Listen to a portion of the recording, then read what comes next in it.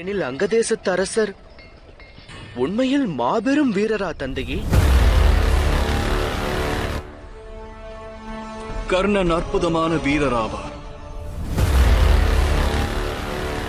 கர்ணனுக்கு இணையான வீரன் இன்னொருவன் உலகில் இல்லை.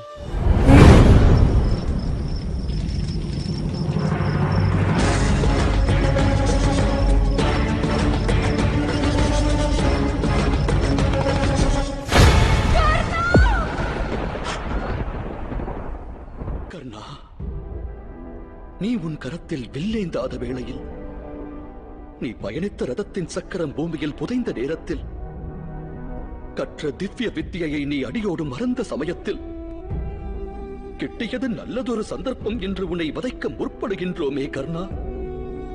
இது ஒன்றே காலம் உள்ளவரை பறைசாற்றும் உன் மாவீரத்தை